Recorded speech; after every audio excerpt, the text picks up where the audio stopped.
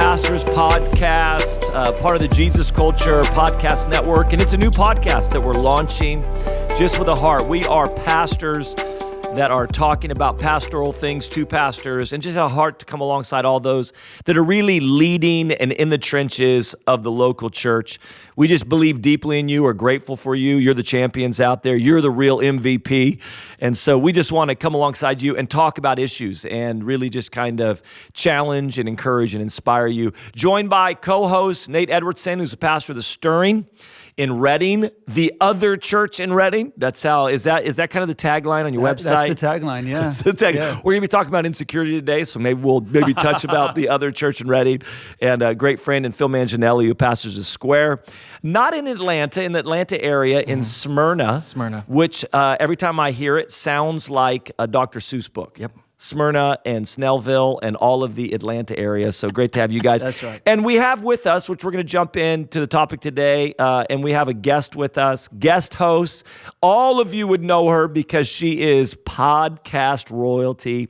Annie F. Downs. Annie, Annie is a podcaster, author, Bible teacher, pastor, and Phil just gave her a title today of Queen of the South. Queen of the South. She's the queen. Queen of the South. Yes. Phil, I'll take it. So Thanks, it is buddy. great to have podcast royalty, Queen of the South, Bible connoisseur, Annie F. Downs. Whoa. Annie, thank you for jumping on and being with us. Oh, I'm thrilled about this, guys. What a fun conversation. I'm really looking forward to it. Before we jump in and we're going to talk about this topic, can I ask, and I'm sure a lot of people ask, why the F? Yeah, there's another Annie Downs, and she's a very famous quilter in Australia. That's amazing. And You're so when all this joking, started, right? No, I wish. You I put the can word show famous you. and quilter together.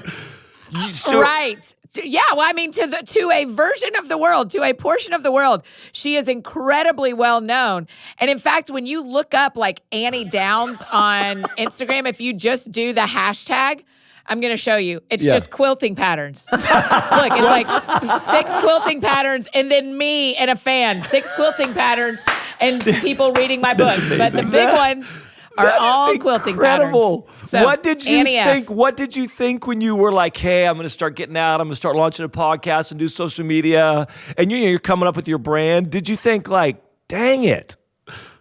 Yeah, I mean, it's just more fun to use my middle initial. Totally. I like it. Totally. And so it doesn't bother me, and it helps people memorize which one I am. That's but yeah, I mean, amazing. it was one of those where you're like, Not the quilter. Not the quilter. What are the chances that Hatched and Patched Now, okay, by Annie, Annie Downs in Australia? Have you ever met the other Annie Downs? Okay, Phil, this is a really great question. You're already such the king of the South here. Yes, Phil, that she she doesn't really respond when there's been like opportunity to reach out. Because I thought like, she doesn't have she time made for a quilting pattern non-quilters. of my book covers. Right? Like what if we gave her all the That Sounds Fun stuff and she made us a quilting pattern? Oh my gosh. But I think she just likes to live independent of being connected to me at all, That's which I funny. respect. A lot of people have decided that through That's the years. that's common with quilters. They're Yeah. very independent. It's an independent crowd. Independent. Yeah, my whole life. I think we need to make it a goal to somehow get both Annie Downs on We're our doing podcast. this. Yes, we're Can doing we do this. Yeah, Just I think follow it'd be them. fun. I'd Have like you it, actually, my dad's name is Larry Leipsher, but he's always, was in like the police world, investigations world. So his name is Larry C. Leipsher. Larry, and his voicemail will be like, "This is Larry C. Leipsher."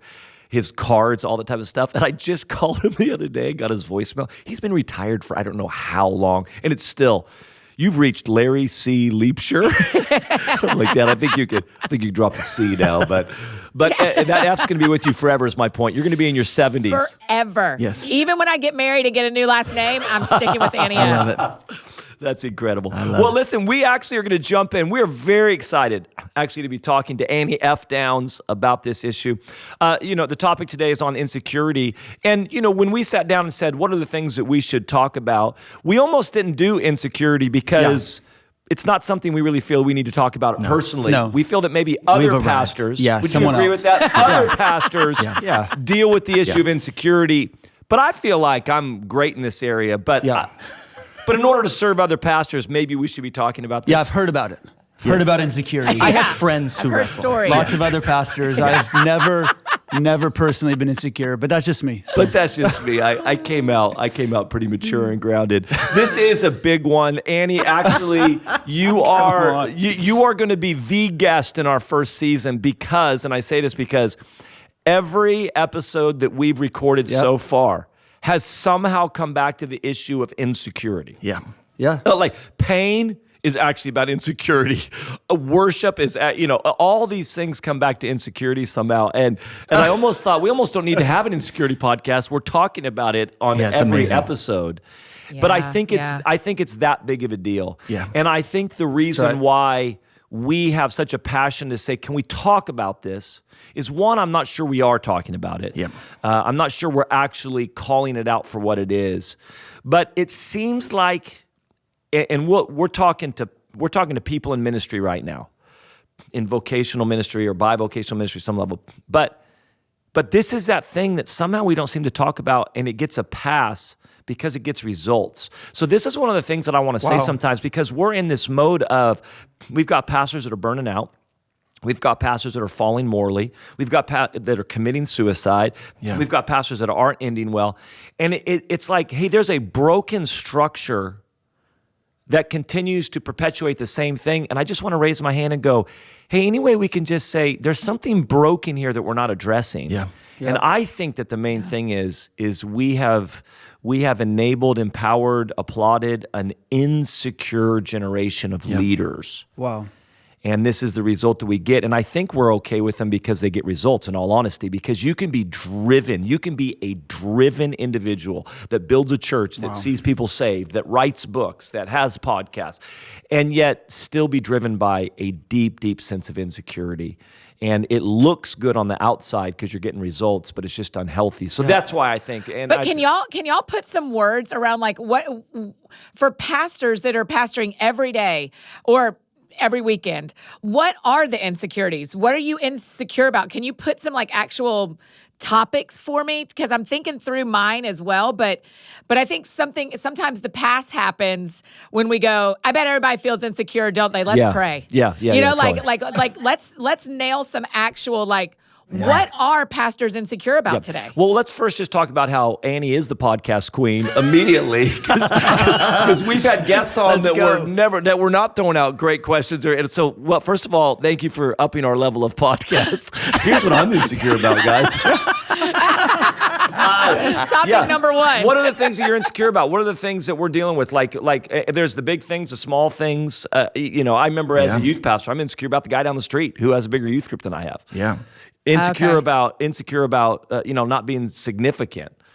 Yeah, I would say insecure in preaching. There's the trap of comparison. Insecure about people leaving the church.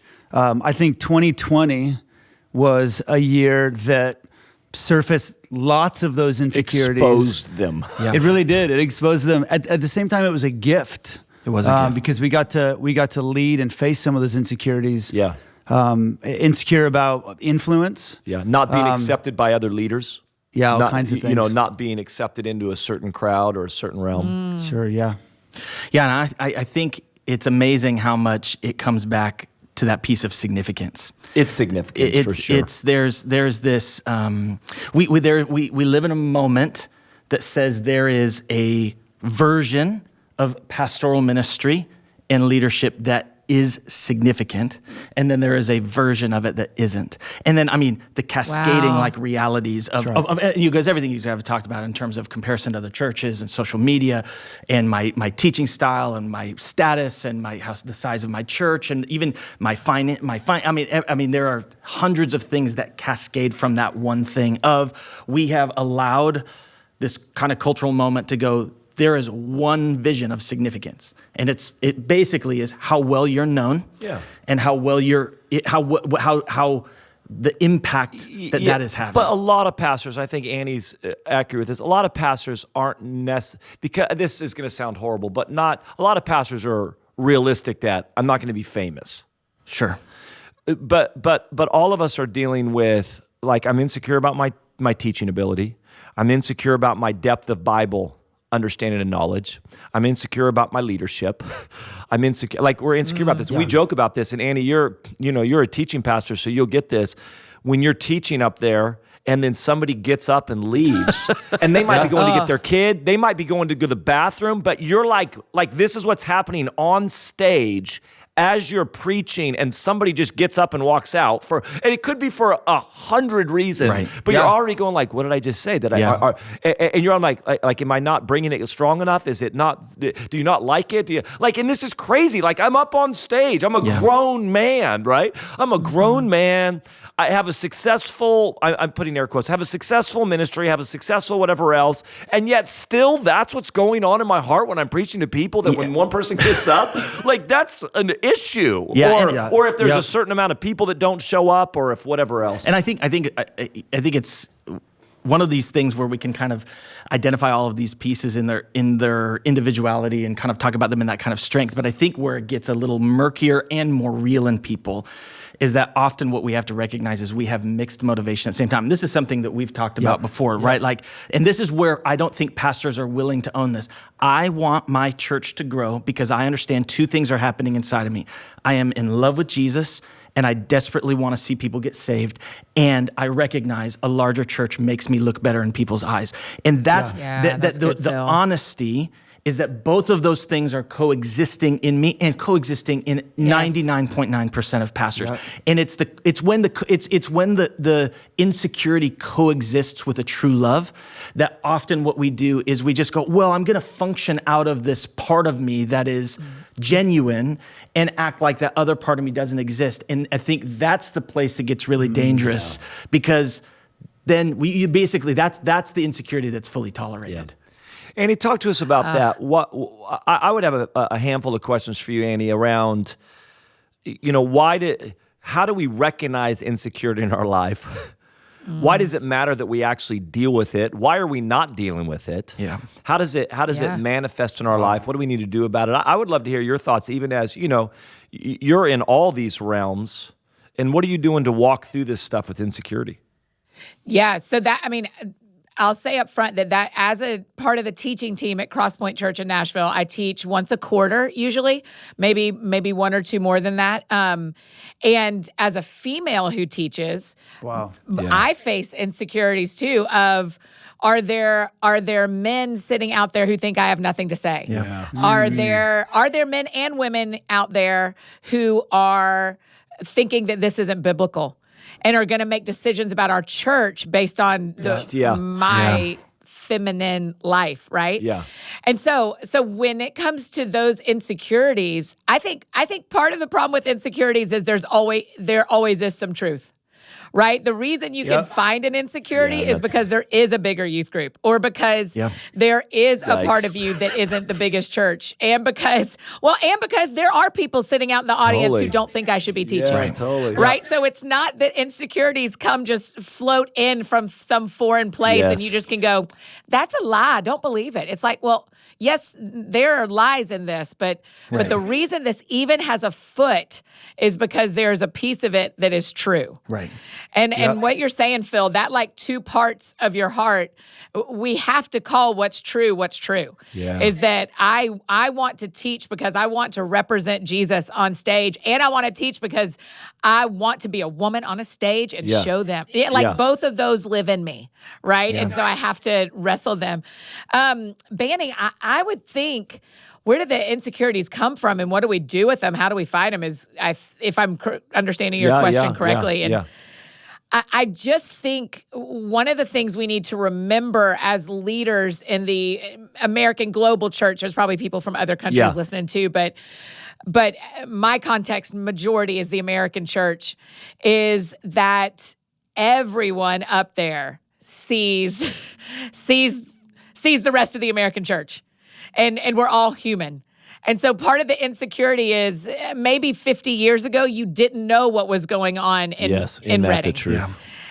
And you didn't know what was going on in Birmingham, and you didn't know what was going on in New York City. And there's so much encouragement from that now of going, my gosh, look how God's pouring out. Look how God's pouring out. But there also is well, if he can do that, why can't I do that? And if she can do that, why can't I do that? And so I think it is that same, the word duality gets such a bad rap, but I think there is a duality of the gift of being a global church that sees each other on Instagram by noon on Sunday. Yeah. And the challenge of being a global church that sees each other by noon on Sunday. Yeah. So good. I think what Annie's talking about too right now is that global church I think it requires even more vigilance and more intentionality around guarding our heart. This is going to be a really horrible example, but I guess we're all pastors on this podcast. But when I was when I was a young teenager, if I wanted to see something inappropriate, if I wanted to see a naked lady, you really had to kind of go, it was not readily available. Right. But now you fast forward now. My son's dealing with my 15-year-old son is having to deal with a whole different world where it's not just readily available, it finds him. It actually will show up.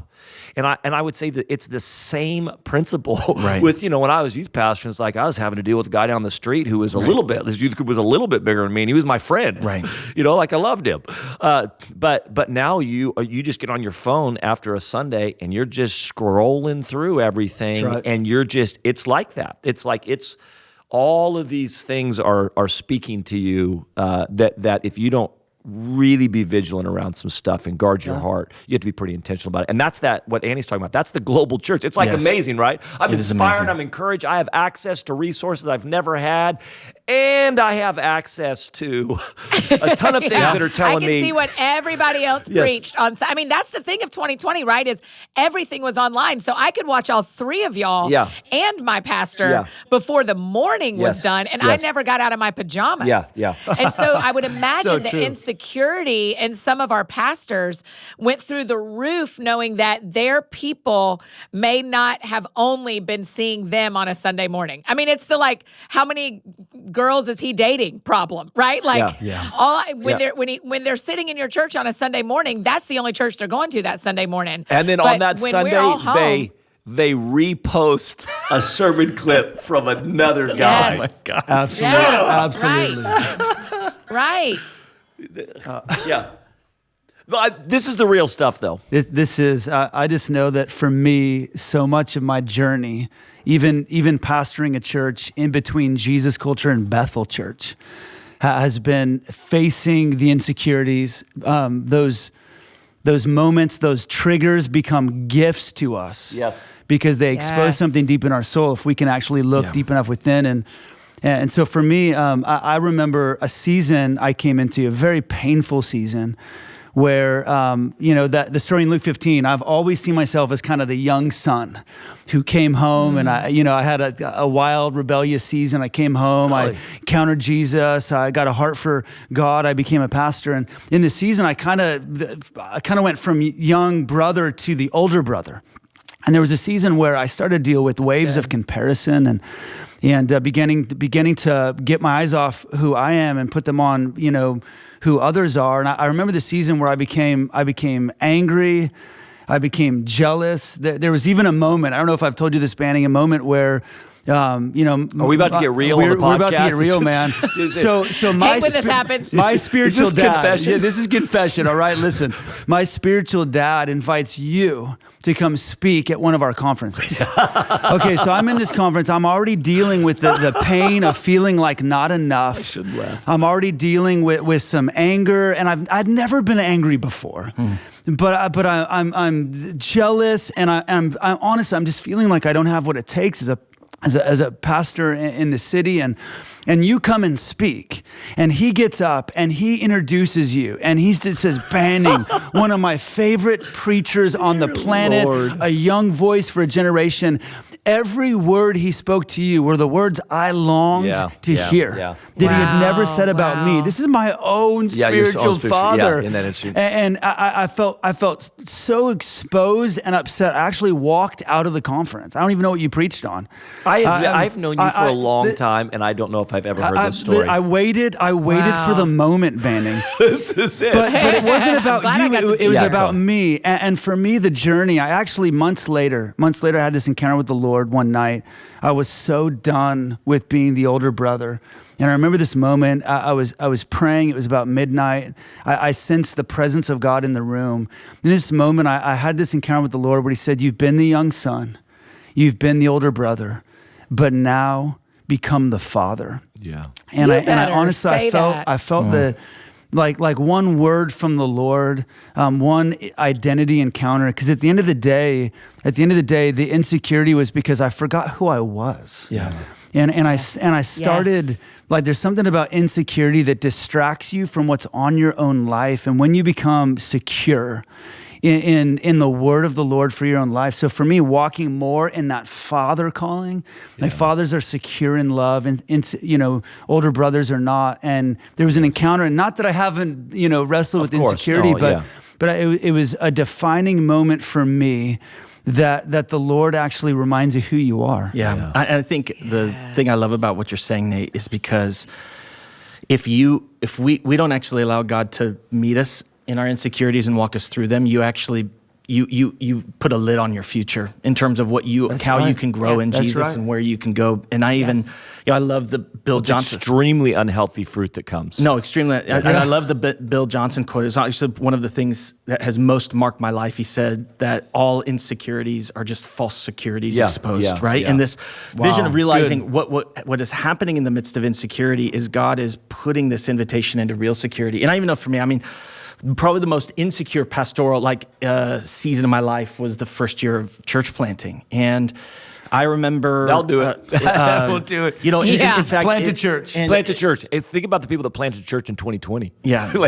Just a double exposure. God love them. Double exposure. Wow. Right. No, it's these were, the crazy thing was they were issues that I didn't even realize were in my life. And I actually think one of the things that often I would encourage people is that risky obedience is going to provoke insecurity, and it's a really good thing. Yeah. But I remember somebody better write that down. Risky obedience is going to do that. It's going to provoke insecurities. Yeah. And now actually when I sit with church planners, I'm going to say, hey, every insecurity you thought you had victory over is going to reemerge in your life. You're welcome. And when I remember this distinct moment though, and I went from kind of being somewhat known to being a nobody in Atlanta. I went from a ministry I was proud of to nothing. I went from everything that I had realized I had accidentally put security in was stripped from my life. And I was dying on the inside. I felt like a failure. I felt like I couldn't do this. I felt like God had sent me to Atlanta to fail, and I'm overwhelmed. I still remember this moment where finally, at the beginning of insecurity, all I felt was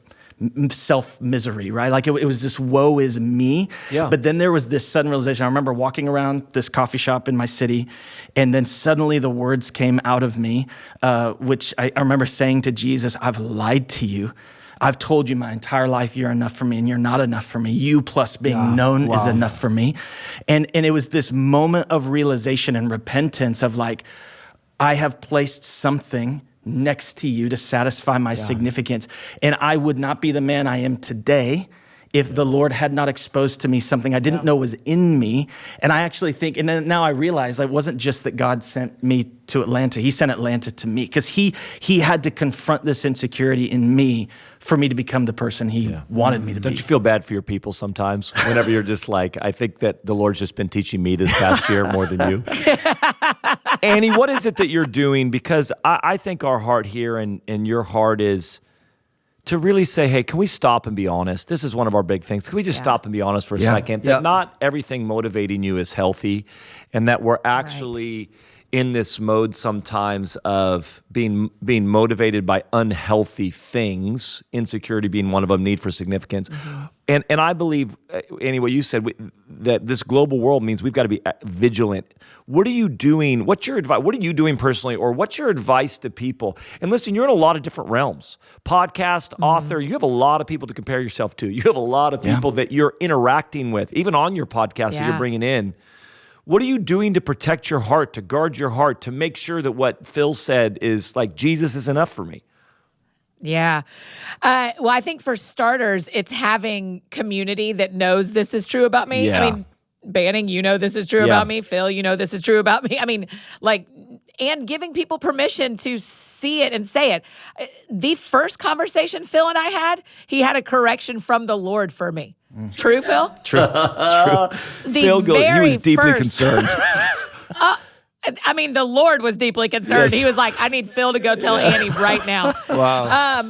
Really. And so having people who know that not only do they know the truth that you can be insecure about things, but they know they have permission to correct you in it. Yes. And you've got to have some of those people. But the other thing, Banning, Nate said it, I think the word you said was an identity encounter.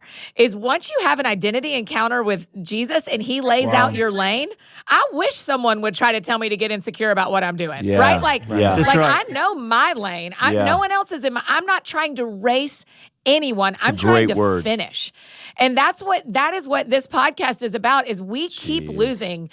Oh, I could cry about it. We keep losing men and women in the ministry because they are racing instead of finishing. Wow.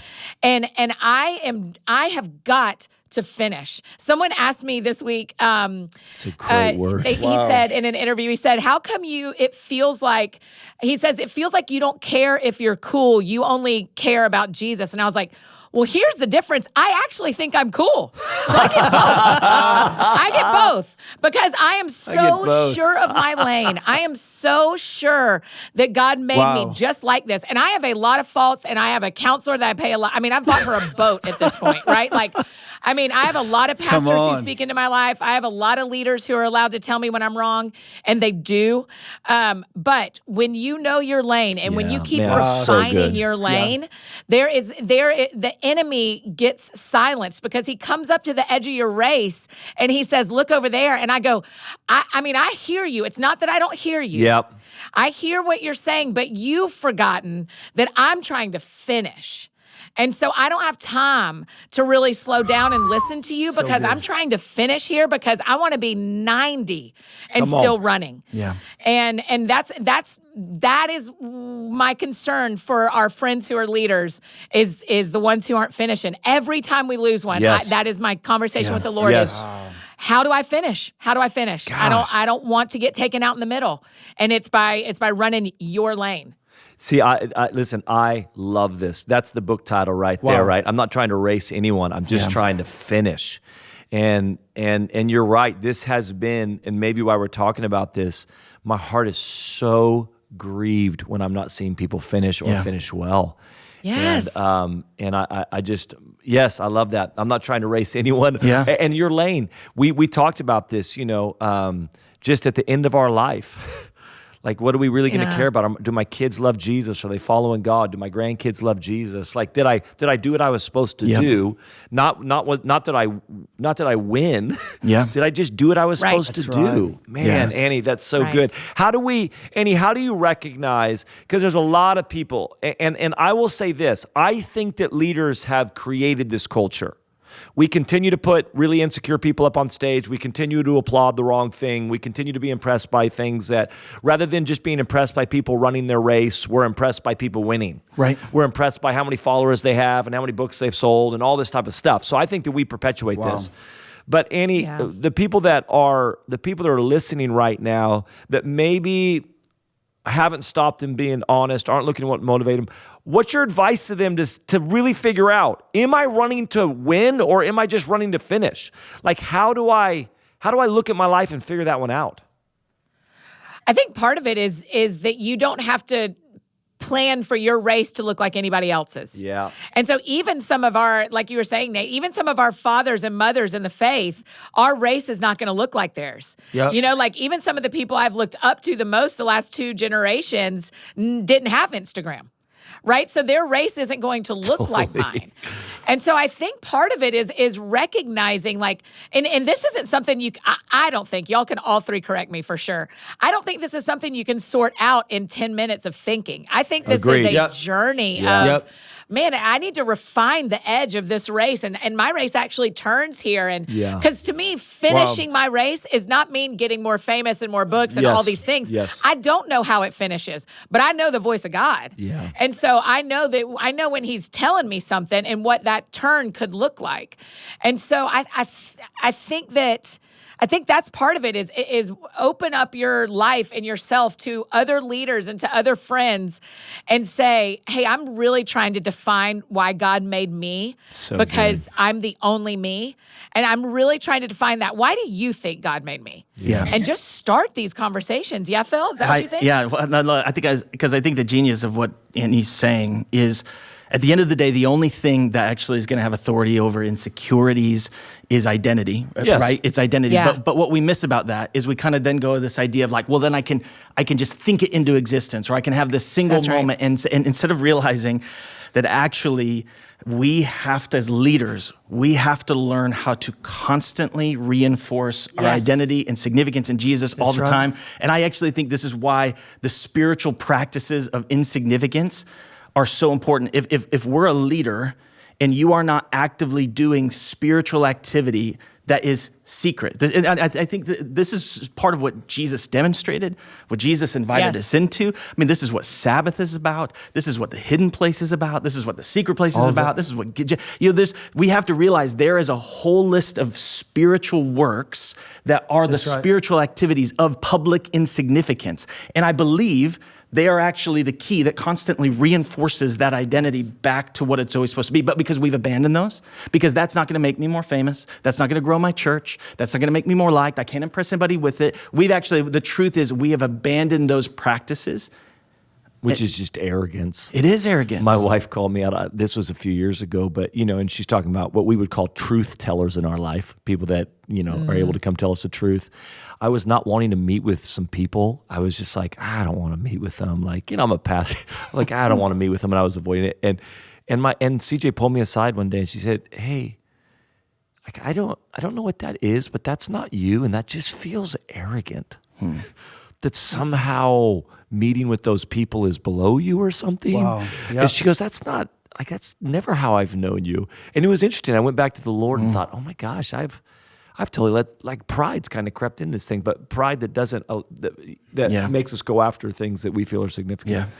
Annie, I love what you said about just knowing your race, finishing well, knowing your lane. And we had this thing happen a few years ago that was kind of a big deal in our city, but the church down the street, the other church in Reading, Bethel Church, had this glory cloud. Look them up on the internet. There's a lot. Look them up on the internet. Yeah, just There's Google Bethel. A lot of great stuff about them. Yes, unbelievable. Lots to learn. Mild controversy. But this small church down the street had this glory cloud appear in worship. Totally. I was there. I was in the room. Listen, I wanted to be in the room, but this is a fact. Every time the glory cloud appeared at Bethel, I was preaching at the stern.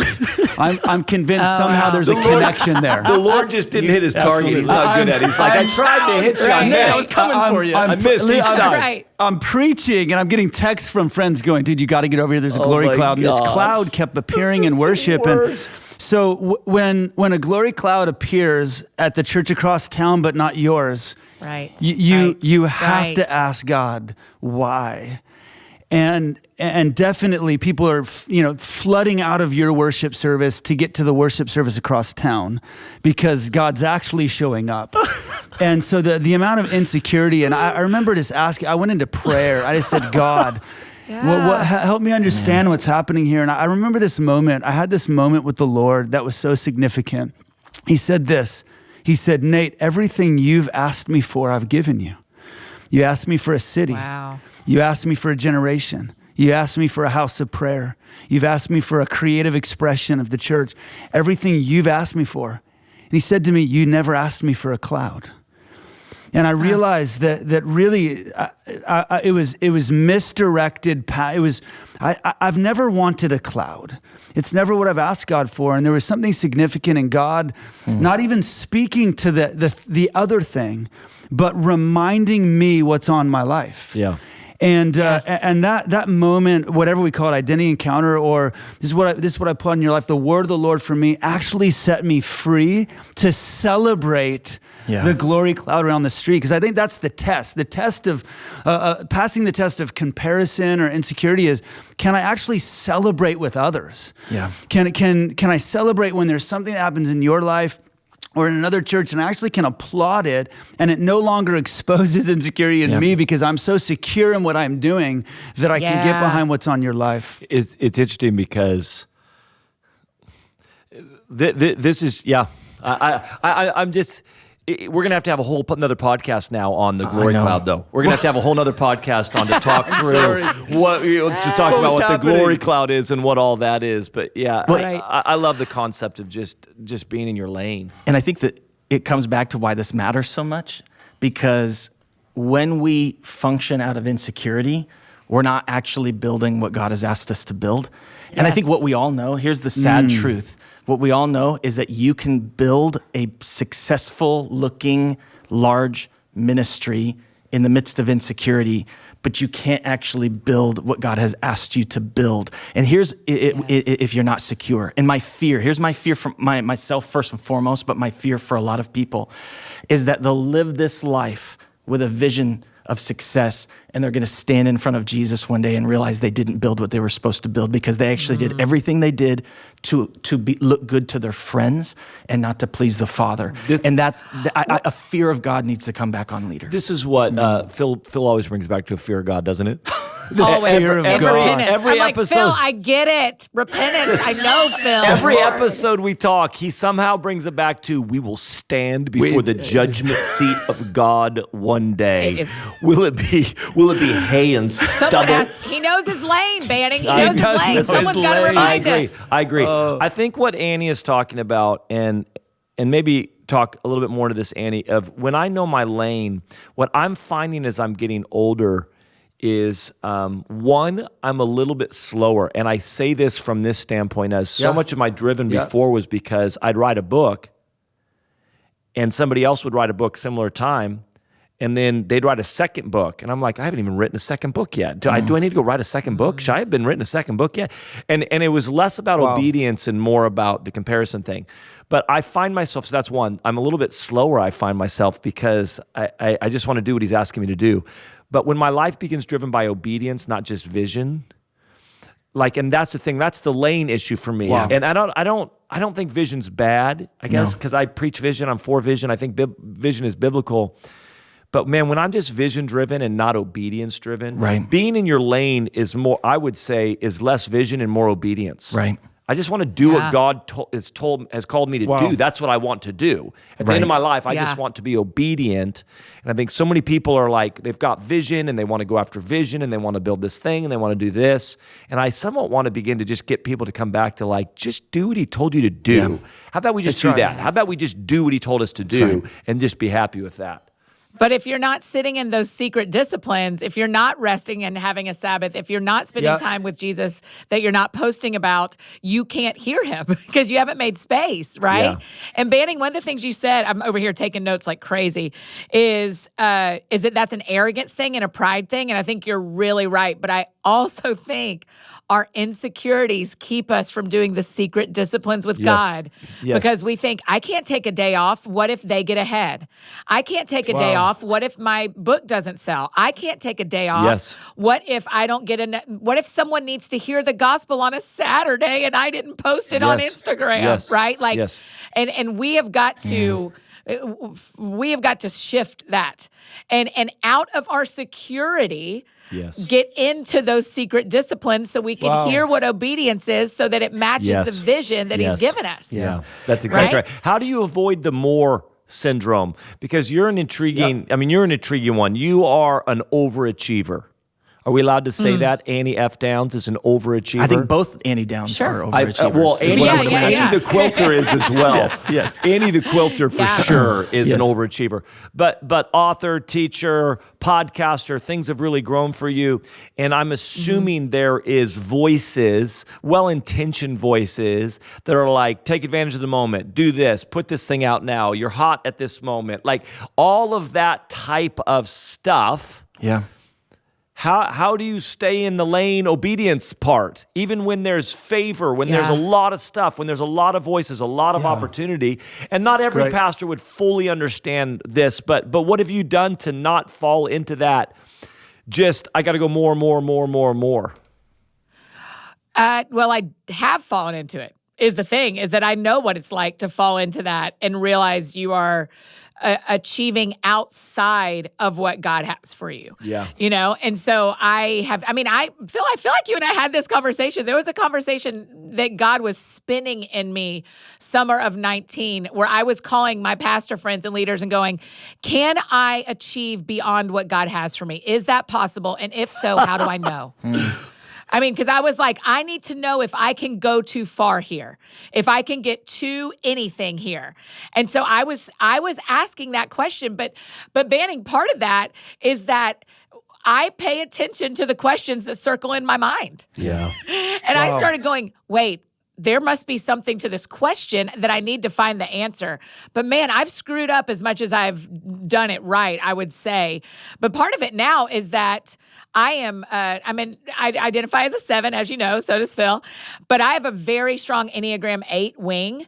And so I say yes and I say no when I know something is right or wrong. Right, I mean, right, I will yes. stop something if I know we're heading down a direction that isn't for me and that isn't right for us. I have a couple of really clear directives that I live by in our company and by me personally in my house. I mean, because I'm not married yet and don't have kids yet, I have like a little library in my house that the family before me used it as a nursery, and so it's where I pray. And on every wall are these massive sticky notes. And a pastor weeks ago, said to me, I want you to make a list of who you're going to be in 10 years. And I'll tell you what blew my mind about the list was not what I put on it, but what I didn't put on it. Wow. Yep. That's incredible. And I went, oh, that's not on there. That's because it was a moment with the Lord. That's incredible. And so I had it's hard to get someone to do it now and not think about what they didn't put on it. But he bamboozled me. I am leaving all of these out so I can be surprised. Like, wow. Yes. That's right. But then you kind of go like, oh, I would have told you that was my lane.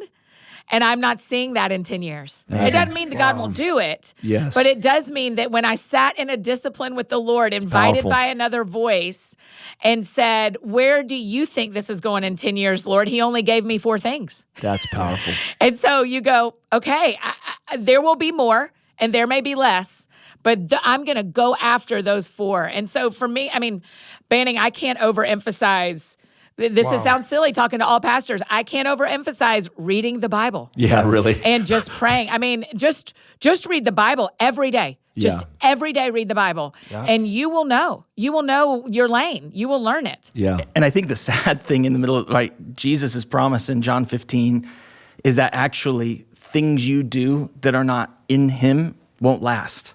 Like that's the hard thing you have to Sobering. own. It's so when I try to achieve outside of obedience, it's not only that it's an illusion. It looks like I can, but it is fruit that will die. It is not fruit that will last. And I think the thing that's so sad for me, because one of the things that I think I see all the time, I see it, I can see it into my life when insecurity gets exposed in my life, is that what it actually does is it robs joy. Oh, yeah. And I think the sad part is that there are so many pastors, so many leaders who are actually, they are literally having joy robbed from their life. You can't enjoy the moment. No, they can't. You can't enjoy what God's doing in front of you. You can't enjoy the meal you're eating. And can I just tell you, I wonder what would happen if we just had a happier, kinder, more joyful, more secure pastoral, and just think about the consequences on our kids. We'd accomplish nothing, Phil. I'll tell you what would happen. We'd get nothing done, all right? Is that what you want? I think one of the reasons why... But I also think... Go ahead, Annie. No, you go, Nate. I just think one of the reasons why this conversation matters is the journeys from insecurity to security. Yes. And what I found is when I'm insecure, I can't actually love people well. There's something about security that allows me to love more deeply. Insecurity wounds my ability to love well. And Yes. and I'm caught, even coming out of 2020 and seeing the world as fragmented, as polarized, as wounded, as traumatized as ever. God is leading the church where only secure leaders can go. Yeah. Like God's leading the church where triggers can't go, where offense can't go, where religion can't go. God's actually leading us. So we've got to deal with this so that we can actually love a fragmented world. Like only a church that's secure in who they are can step into the fragmented world and not get insecure about it. So I feel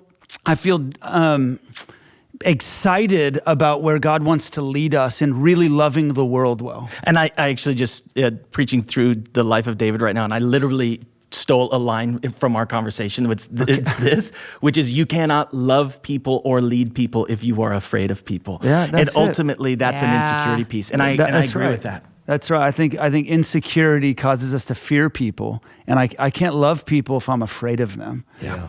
Yes. Yeah. Or if you're waiting on them to tell you who you are. Yeah. So if you love people, if you are secure as best you can be today in who you are, you'll love anybody because you're not waiting on them to tell you who you are and waiting on them to tell you whether you're lovable because you're very sure that you're already lovable. And so you're like, yeah, I'm going to love you. And I'm fine if you don't feel it back for me because that doesn't talk about me. I'm just doing the giving part because Jesus has already done the giving part for me. And so that's 100% it. The church, I'm going to remember that a long time. The church is going where only secure leaders can take her. Yeah. Come on. And isn't that just the vision of Jesus? Like we look at the radical love of Jesus and he just functioned out of complete security. Yeah. How can you die for your enemies? How can you ask God to forgive the very people that are hanging on a cross? How can you have 15,000 people leave after you're done teaching on a hillside and just go hang out and be? Yeah, it is. It's just like it's also the difference between Jonathan and Saul. Yes. The major difference between Jonathan and Saul is Jonathan was secure, and Saul was insecure. Insecure. Yeah. And so you see just a healthy leader and an unhealthy leader connected to that insecurity. Well, listen, I really think that this helped a lot of pastors. All those other pastors who are dealing with There's someone out there. I'm glad that we did this podcast for these insecure people I hear about somewhere. I'm so glad tomorrow's my Sabbath so I can repent and weep and go through all of this tomorrow when I'm alone and quiet. Exactly. Hey, are you hardcore? I've changed. Are you I've hardcore changed. about Sabbath? Hardcore. Tell me that real quick. This isn't even the topic, but before we close, tell me that because that's a... Yeah, because we have to rest. We have to operate from a place of rest. And every week I need to remind myself that the world doesn't need me every day. And my personality is so capable of going and doing and having a great time that I don't make space to grieve. And the Lord invites me almost every Sabbath to grieve something. And so it is so important. I am telling you, when people look at my business, when people look at my influence, I say everything you're seeing is from Sabbath and tithing.